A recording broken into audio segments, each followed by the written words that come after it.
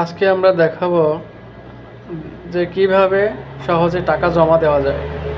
So এই যে কার্ডটি দেখছেন, এটিএম, এটা সিআরএম মেশিন।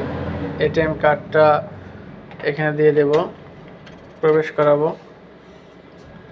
এটিএম কার্ড দিয়ে সব থেকে টাকা জমা দেওয়া খুবই সহজ, এবং কার্ড ছাড়াও জমা দেওয়া যায়।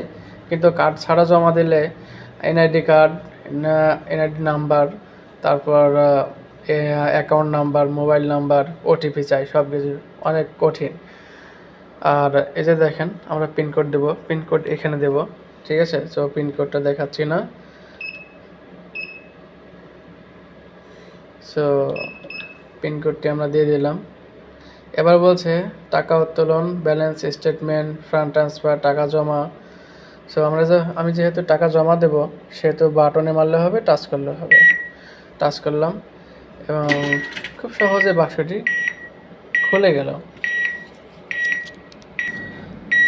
সো আমি যেহেতু 5,000 টাকা জমা দেব, জমা দিয়ে দিলাম।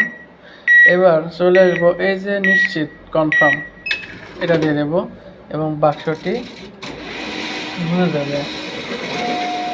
তখন বলছে অনুগ্রহপূর্বক অপেক্ষা করুন, মানে অপেক্ষা বলছে। এখানে বলছে একটা বাতিল নোট সংগ্রহ করুন, এবং এটা খুলে গেছে এবং এটা বাতিল করেছে এই নোটটা। এই নোটটা আসলে নেবে না, কারণ এই যে ছেঁড়া, আপনারা দেখেন ছেঁড়া, ফাটা, রং, ভাঁজ, পিনের সিল, এই সমস্ত হলে নেবে না। 4,000 নিয়েছে। তো আমরা যদি আবার দিতে চাই তাহলে আবার অ্যাড ক্যাশ করব। তো আমি আর যেহেতু দিতে চাচ্ছি না, সেহেতু নিশ্চিত কনফার্ম করে দেব। দেখুন,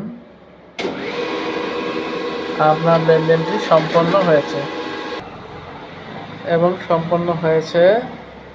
কিছুক্ষণের মধ্যে একটি রিসিট আসবে। রিসিটটি চলে এসেছে, আমার জমা হয়ে গেছে, এবং কার্ডও চলে এসেছে। আমার অ্যাকাউন্টেও মেসেজ চলে গেছে। এভাবেই আমরা কার্ড দিয়ে খুব সহজেই টাকা জমা দিতে পারি।